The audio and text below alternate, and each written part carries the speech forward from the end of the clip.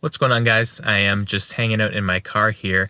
Just finished listening to one of my mixes in here and thought I'd pull out my phone and do a quick video about this because, if there's one thing that's common across all engineers and mixers, right, it's the car test. It's the final test of, whether your mix is good, whether it's translating outside of the studio. And I'm sure, I myself, probably you, have had the experience of where you're mixing in your studio and you think it's sounding awesome and you finally bounce it out, you go to your car and you plug it in and it's just like, there's too much bass, it's super boomy, or there's no bass at all, or it's super harsh, or you all of a sudden can't hear the guitars, or the vocal seems way low when in the studio you're worried it was too loud. Like, all these things have happened to me for sure, and they've probably happened to you. But the car test is an interesting one because it's something that we all just know and do because everyone talks about it. But have you ever stopped to really think about why the car test is so effective? And I want to illustrate this because it kind of really nails down a point I've been trying to make about your room and not obsessing over your mix room. So, just ask yourself the question, is the reason the car test works because your car is the perfect listening environment? Like, we all hear about and read about and even maybe talk about how you need to have accurate monitoring and, really, really nice, expensive, accurate monitors and an accurate room with no issues, and so that you're hearing everything clearly with no reflections and all this stuff. And then we do that, but then we do our final check in the car. So, where's the disconnect here?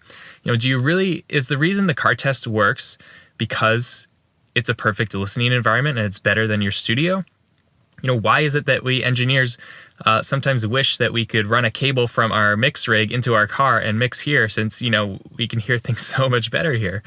The thing is, the reason why the car test works is not because it's a great listening environment. In fact, it's probably far, far worse than your mix room.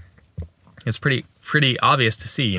Your speakers are like way down here. You've got stuff up front, stuff behind you. It's coming from all directions. You've got glass right beside and in front and all around here. Lots of glass in this car.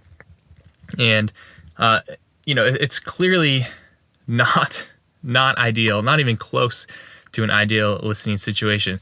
But the reason it works is because when we get in our car and we press play on our mix, it's within 10 seconds, whether it's right or not. Now, why is that? It's because most of us spend a lot more time listening to music in our car than we do in the studio.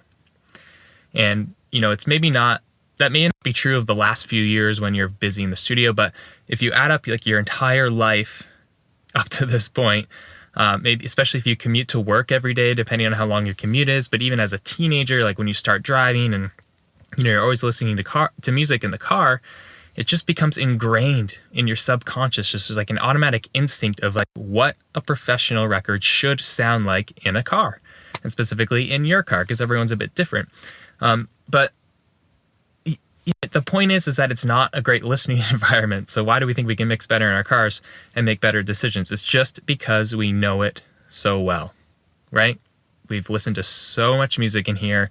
We spent so many hours jamming to our favorite records.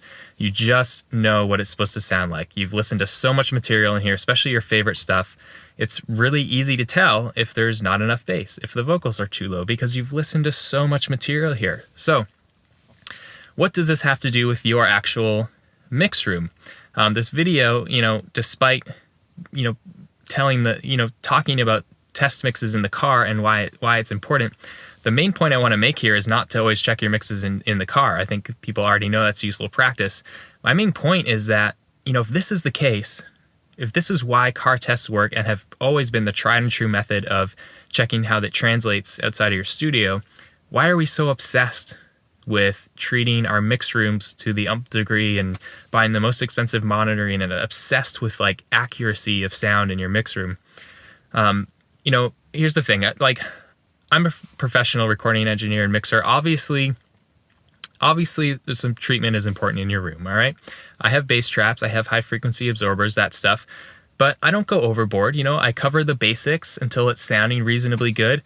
And then, I just go with it, because I found that throughout my career, whether I'm in a really small, badly treated room or a professional, $1 million studio, I still have to learn the room. I still have to put in the time, listen to my reference tracks, listen to stuff that I've done before, stuff that I'm really familiar with, and learn how the room reacts. And I've talked about this on recent videos and episodes, about moving into this new house and having to get used to how